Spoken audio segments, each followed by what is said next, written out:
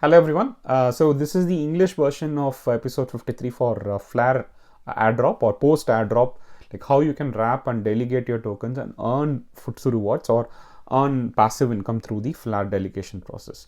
Now in this English video, I've added an additional content to the Tamil version where the Epoch1 where the rewards have ended, and I've calculated how much FLR that you can earn by doing this process, which wasn't very clear during the beginning of the delegation and wrapping process. So now today Epoch1 has ended, and I have added that calculation also to this video at the end of the video. So as usual, disclaimer and warning, I'm not a financial advisor or investment expert. All of these videos are just to provide clarity and share the information that I have learned using my personal experience.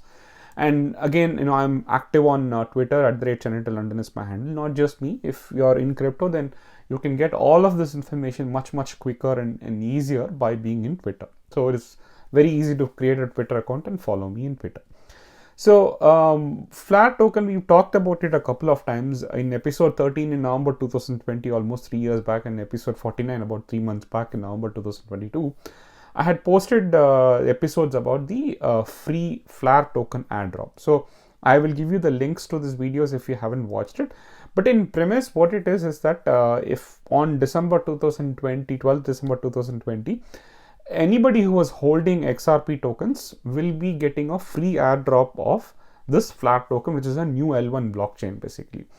And even if you had sold your XRP, if you've forgotten about it, moved it, it doesn't matter, you will still get the free airdrop. But only 15% of these tokens are going to be airdropped for the first initial airdrop, which happened on the 9th of January 2023. And the rest of the 85%, there is a voting process that is going to determine whether or not people will still get that 85% or in the same way that it was originally intended. So anybody who held it at that point of time, obviously, if they don't perform a certain action, they will not get the remaining 85% tokens based on a proposal that FLR team have brought up basically. So what that means is that people who will sell their 15% tokens will get nothing if their proposal passes, right? So only people if they are just holding their 15% tokens in centralized exchanges like WazirX and Bitrue and Binance, you will still get nothing. Basically, if you do nothing, if you sell or if you do nothing, you will not get the remaining 85%. If you transfer your 15% token to someone else, you will still not get anything. So airdrop stops for all of these people. So what do you need to do to get the remaining 85% is what we're going to do a demo in this video today. So the initial 15%, like I said, were airdropped to the exchanges on the 9th of January 2023, almost a week back. And the mainnet is now accessible to transfer, and it is accessible to operate for general public right now. It has come out of beta. All the centralized exchanges, a lot of centralized exchanges have already distributed the tokens to the customer. So Binance, Bitrue, Huobi, Kraken, Uphold, they have all distributed to the customers whatever tokens they've got from the FLR team. If you were holding your XRP on a self-custody wallet, they have also been distributed. A few exchanges at the time when I made this video, like WazirX, Coinbase, Crypto.com, were pending. Crypto.com have further actually distributed the tokens to the customer. So anybody who is holding it in that also got it. Right now, some of the major exchanges, out of the major exchanges, I would say Coinbase and WazirX are the ones that are pending. So you can check the status in this flarpedia.com/TDE, or you can even follow the Twitter updates of Coinbase and WazirX for that matter. So I had said that I'll make a demo video on how you can move your FLR tokens and wrap it so you can get the remaining 85%. But more than the 85% airdrop, what is more interesting is that there is a FTSO reward that you can get, basically like a passive income. It's like a staking process, like a passive income that you can get by doing a very simple process out of your FLR tokens. So instead of just keeping it, you can move it to a decentralized wallet so you can get a passive income out of it. Now, the FIP01 may or may not happen, so it is already in proposal and the voting is going to start in a couple of days. It may or may not happen, but at this point, the more likelihood is the people who are going to participate in it are going to be the people who've already done this part, right? Connecting your, moving your FLR tokens to a decentralized wallet, and they are the ones who's going to be voting on it. So if you want to vote no, for example, if you want to get the remaining tokens, whatever, And even if you want to vote no, you need to do this process to be able to participate in the voting process. So we're going to be doing a short demo of connecting your MetaMask with the FLR network. We've already talked about, if you've been following my videos, we've shown how we can use MetaMask to connect to Binance Smart Chain, Ethereum, Kronos, and so on. So we'll also show how we can move the tokens to the FLR network, how we can wrap the FLR to FLR, and then how you can delegate to an FTSO for Epoch rewards, all in a matter of couple of minutes basically. So FLR, before we go there, I mean, we need to talk about a fundamental difference between FLR and the other blockchains. So FLR is made up of like two main components, FLR state connector and FTSO, which is the FLR time series oracle. Detailed documentation, you can actually refer to the links that I've given. I'll put it in the description as well. But how blockchain works today in the last 10, 12 years, in the last decade, primarily has been like this. So you got L1 blockchains like Ethereum or BNB chain or Avalanche, Kronos. These blockchains cannot talk to each other, and these blockchains cannot also take time sensitive data like price feed or any external data for that matter, and as a result they cannot interact outside of the blockchain. That's the mechanism of a blockchain. However secure they are inside the blockchain, however they can communicate, even the Cosmos ecosystem as an ecosystem, Internet of Blockchains, they can communicate within the Cosmos ecosystem, but outside of Cosmos you still do not have an active mechanism. So they rely on a concept called Oracle. We've spoken about Chainlink, we've spoken about Band, and so many others, which are called as oracles, and these providers provide price feeds to these blockchains, and through that process they have their own token and they monetize this token. We've talked about quite in length in like Link and Band, for example. And this is how the blockchains get the price feed. So to get the price of the tokens, to enable the decentralized exchanges, to get the the swaps going on, that's how they get the price feeds, time sensitive data. And also if they want to move funds from one blockchain to another blockchain, like move from Ethereum to Kronos or Ethereum to BNB chain, then you have to use an external bridge like an EVO DeFi or a multichain.xyz, for example. And then there are L2 blockchains like Polygon Optimism, which again rely on the link between them and the L1 blockchain, and they are basically just an improved version of the L1 blockchain, or something that makes it more faster on a L1 blockchain. But fundamentally they still have the same disadvantages of relying on these two point of failures. I would say not even point of failures, these 2 points which are outside of the blockchain right now. So although the blockchains themselves are decentralized, price feeds and bridges are still controlled by entities which are not fully decentralized. So the EVO DeFi or the multichain.xyz, there are a lot of bridges that we constantly hear are the biggest exploits in blockchain or biggest exploits in DeFi. So however the money is safe inside a blockchain, once you try and move it, and bridge is probably the weakest point where the failures commonly occur, or the attacks or the hacks commonly occur. So this is how they are operating. They are reliant on a centralized mechanism. So when we're talking about blockchains and decentralization, there's still chunks in the armor, I would say.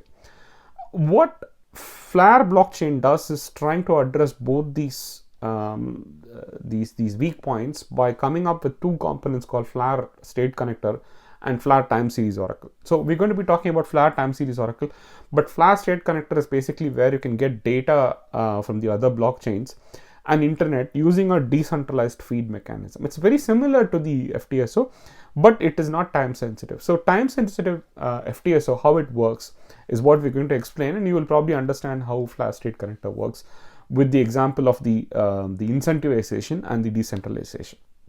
So what it means is that you can natively build applications inside FLR blockchain which are multi-chain or cross-chain enabled. This is not something that has not been possible so far because of the fact that you are reliant on external factors or external components within a blockchain to be able to get data from other cross-chain. So it wasn't that easy to build a cross-chain application. I mean, the people have built cross-chain applications, but then they've specifically ported. They have to develop separate code and they have to validate it. It's not that you develop one application and it natively works for multiple applications. So that's something possible. And you can trade assets with highly accurate price feeds, and it is completely decentralized, and there is no single point of failure or single entity that is controlling it. So how does it work is what we're going to talk about, the FTSO basically. So there are a lot of FTSO providers. Anybody can become an FTSO provider. Like you can become an FTSO provider, or a group of entities, or any technical entity can become a FTSO provider, basically a data provider. Their job is to source the pricing data from different exchanges. So for example, WazirX, Binance and other sources. So Binance and many of the other exchanges, they provide you an API where you can read the pricing data. So you get the pricing data of a token from all of these exchanges based on the order book, based on the liquidity. You get the pricing data, and all of this is done programmatically, that you get it every few minutes. And the average price of what price is collected, so XRP for example, if it's $1, 1.02 and 1.04, the average price of all of the prices collected is then submitted to the FTSO as an average price. And this can happen every X minute, which is a variable time. It's called as an voting round. And right now, every 3 minutes, there is a voting round. So every 3 minutes, the new price is collected, gathered, averaged, and submitted to the FTSO by these FTSO providers. So like one FTSO provider, there could be multiple FTSO providers, and all of them send the pricing data, the average pricing data, to FTSO. And FTSO then decides, based on all these FTSO providers who are sending price to the FTSO itself, FTSO then decides something called as a compensate median winner. So again, it determines that this price is the median price of all the prices that are submitted by all of these FTSO providers.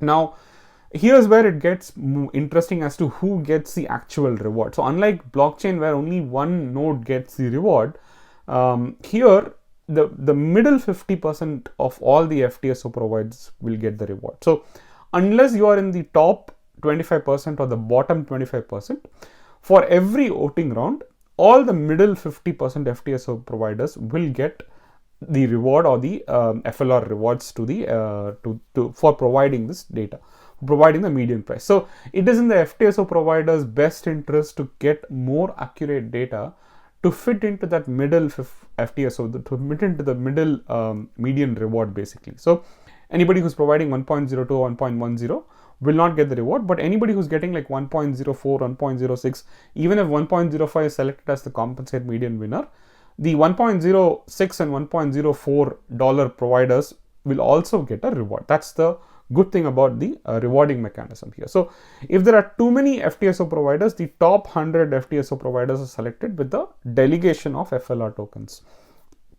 So again, what is a delegation of FLR token? So this is where we come in. Like, people like common people like you, me, and everybody who's got FLR tokens in their decentralized wallet, we can delegate our FLR tokens to these FTSO providers. You select an FTSO provider, someone based on the metrics that you decide is a reliable FTSO provider who's doing a good job of collecting accurate data, and you delegate your FLR tokens to this FTSO provider. So if the FTSO provider is getting 11 FLR tokens, for example, in the 3-minute voting round, then what he will do is he'll take like a 10% fees, for example, 10 or 20%. Some people are taking 25%, up to 25%.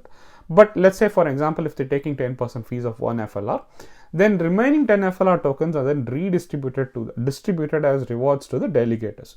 So delegators are getting, practically the bigger chunk of the rewards.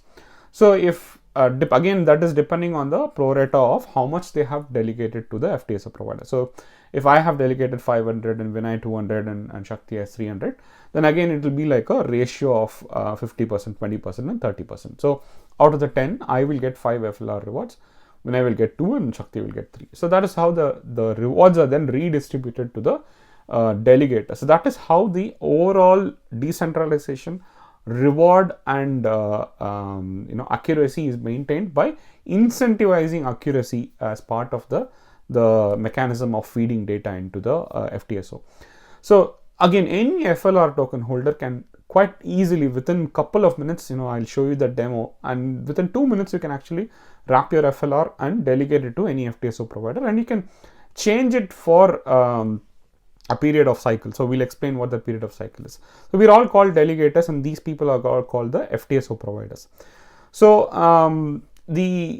when do you get the reward? So you get the reward in a cycle called as Epoch cycle. So Epoch cycle is a common terminology in the blockchain world, but in terms of FLR, 3.5 days constitutes a Epoch cycle. So Monday 7 a.m. UTC to Thursday 7 p.m. UTC is the first epoch. And then from Thursday onwards till the next Monday morning 7 a.m. is the second epoch, and it just goes on and on and on. So every 3.5 days is called as an epoch cycle. So the rewards are accumulated over one epoch cycle and then distributed as soon as the epoch ends. They are distributed and you can collect it. So you can collect it up to a period of 3 months. If you forget to collect your rewards after 3 months, they are then redistributed or burned or whatever. And you have only 3 months to collect your rewards basically after the epoch ends. So after 3.5 days, you have about 3 months to collect it. And if you delegate it to one FTSO provider, for the next epoch, you can delegate it to another FTSO provider, and you can keep on delegating into different FTSO providers for every epoch cycle. And once you have delegated, during the second half, during the pink half, basically, randomly during the pink half, the snapshot is taken as to who you have delegated your epoch, your FLR tokens to. So randomly during the pink period, your FTSO delegation is snapshotted, and after the snapshot, if you move your FLR tokens, in the next epoch, for example, to another delegation, you are still tied to the previous delegator. Even if you actually sell it off during that second epoch, you still continue to get the rewards for the delegation that you have done in the previous epoch, in the pink period, for the next one, basically. So that's how the rewarding process works. Now again, so TD token distribution event was on 9th January, and Epoch 1 was on 9th January to 12th January. Epoch 2 was 12th January to 16th January. So Epoch 3 is where the actual rewards will be starting, because 16th to 19th is when people had enough time to move to the decentralized wallets and start the delegation process. So since there were not enough delegators for Epoch 1 and 2, rewards for Epoch 1 and 2 are burned, and rewards will accrue from Epoch 3 onwards. So I will show you after the demo how much rewards have accrued for the Epoch 3 for my scenario, and I delegated to 3 different delegators to see the breakup and to see the APR percentage. So again, the snapshot that we've explained, like which delegator that you have, which FTSO provider that you have delegated to, is snapshotted in the second half of the epoch cycle, in the pink cycle that we just spoke about. So what do you need to delegate? So you need any EVM enabled non-custodial wallet. Currently MetaMask supports FLR token, FLR network. So MetaMask is quite easy if you're familiar with it. And mobile wallets, there are a few mobile wallets that supports the FLR network. Bifrost is an interesting mobile non-custodial wallet. It's like Trust Wallet. How Trust Wallet is built for Binance Smart Chain, was originally built for Binance Smart Chain, or like Crypto.com's DeFi wallet.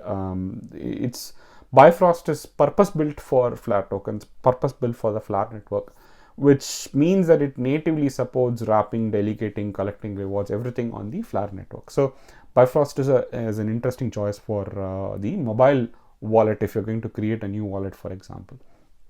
Again, all of this process I'll go through a full demo. So once again, you need to set up a non-custodial wallet. If you don't have a wallet, you can create a new wallet, or if you have one, you can just take an existing MetaMask like wallet, or if you want a mobile wallet, you can install a mobile application on your phone, adding your FLR tokens, adding WFR token. So this is an important process where WFR token is not by default added to the MetaMask wallet. Like if you have a Bifrost like wallet, then it gets added, but if you have like a MetaMask like wallet which is not native to FLR token, then you need to add WFR, which is a wrapped version of the FLR tokens. Then you need to wrap it. Then you need to transfer it from central exchanges, wrap it, find the FTSO and delegate your tokens. And once you have delegated your tokens, you sit back and watch the rewards. So we'll start with MetaMask. So if you open the browser extension of MetaMask, you can click on, obviously you can use, if you've already done this, then you will see all your existing networks.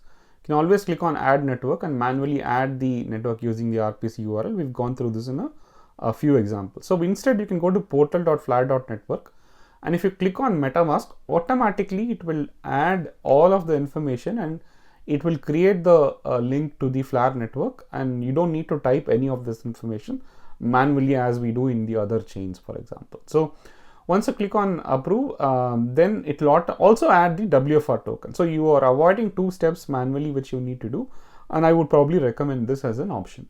So once you've done that, your address is visible and your MetaMask is now connected to the FLR token. So now you copy the FLR token address and you go to a centralized exchange like Bitrue, which has enabled the withdrawal on the FLR network. So I've got my FLR tokens on Bitrue. So I click on withdraw and I put the FLR token address. And as you can see, it is charging me around 40 FLR as the exchange fees, or it's charging me about 20 FLR as the exchange fees. So I've withdrawn my tokens, and within a couple of minutes, I'm getting it in my FLR network or in my MetaMask. I can see it. And as you can see, the wrap options and delegate options are there in the portal itself. But instead, I'm going to go to another website, which is FLRmetrics.io, that is recommended by the FLR network itself. But currently the FLRmetrics.io only has got Songbird in it. It doesn't have, it has the incentivized canary chain network, but not the FLR. So instead I go to this app.flaroracle.io, which is what I am using. And if you click on connect and connect to your MetaMask, you can see the wrap and delegation options here. I'll explain why I am using this. So again, if you go to wrap and you don't wrap all your tokens, because you need at least 5% of the tokens for the gas fees, as we have already always explained in DeFi videos. So I'm wrapping about 980 FLR tokens in this process. So again, the wrapping process, all of the blockchain processes takes about 20 to 25 seconds. Maximum it has taken 20 to 25 seconds. Sometimes it has happened less than 5 seconds also. So now it is showing me that I have already wrapped it. Now the delegation is showing as 0, and it is also having an epoch timer, which we explained. Now here's the important part. If you go to the delegation, or if you go to the metrics tab, it is showing you suggested by, and showing you by reward rate and suggested. So this is the reward rate of the FTSO providers, based on which you can decide and delegate your FLR tokens. So for example, I'm selecting FTSO AU here in this process, in this example, and I can delegate. But it will tell you which is the most beneficial of your FTSO providers, where you will be getting maximum rewards, so that you know that which ones are providing good data and which ones are providing higher return of interest, return of FLR tokens to you. So once you select the token FTSO provider and click on delegate, it gets delegated. And again, it takes about 5 to 10 seconds, and it shows you now that is wrapped, and delegation is also delegated, is also showing your tokens. So now all you need to do is sit back and wait for the next epoch to start, where it will start accruing the rewards. So you can do this in mobile using the Bifrost wallet. You can go to the App Store and download this Bifrost wallet mobile app. And once you downloaded the Bifrost wallet mobile app, obviously you can create a new wallet, or if you have an existing wallet, you can actually import it as well. So it will give you the 12-word phrase that you can memorize and store. So once you've created, it shows you the 0 balance, and you go to receive and you select FLR token, and it will give you the FLR address in this part. So you copy the FLR address, and as usual, go to Bitrue or any centralized exchange, click on withdraw, put your withdrawal address here, and pay the withdrawal fees. And within about 1 minute roughly, you will get the FLR tokens on your mobile wallet. So it will reflect. And you select you can go to the browser tab, and you can go to app.flarmetrics.io or any website. You can connect to the FLR network, and you can do the same process that we did in MetaMask using this mobile wallet also. It will be exactly the same look and feel that you can use, and you can delegate, you can wrap, you can do all of the processes that we just did in MetaMask on the browser using the browser tab of the mobile app itself, just like how we do it in Trust Wallet or any other mobile app, for example, for decentralized finance. But here is where the difference comes in. So it will also show you from a delegation perspective, if you're using app.flarmetrics.io, here also you can see that suggested FTSO providers based on the reward rate. You can see all of those metrics. You can select your tokens, and you can delegate your FLR tokens to the FTSO provider for the epoch. And you can also change, you can click on edit, and you can change the FTSO provider for every epoch. But the difference comes in terms of the native support, or the native ability to support the delegation and the wrap process. So in the main page itself, if you click on FLR or if you click on wrap, then you will see 3 dots here. And if you click on the 3 dots, there is a wrap and a delegate option. So if you click on wrap, by default, it will take you to the wrapping option.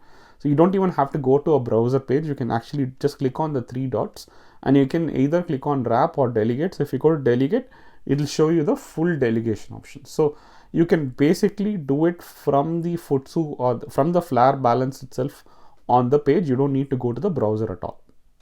So we're going to look at the Epoch3 reward cycle, the first reward cycle from 16 January to 19 January. So I'm at 7 p.m. in the evening. So I'm just looking at the final numbers at 7 p.m. on 19 January from 3 different FTSO providers. So I had 3 different wallets where I had delegated to 3 different FTSO providers, and I've collated all of the rewards at the end of the reward cycle. So what it looks like is that Bifrost, Oracle, Notso, and 01 FTSO, these are the 3 ones that I had delegated to, and you can see that it ranges from about 22% to 43%. So regardless of the amount of delegation, I've just calculated the rough APR percentage equivalent to the amount that I delegated.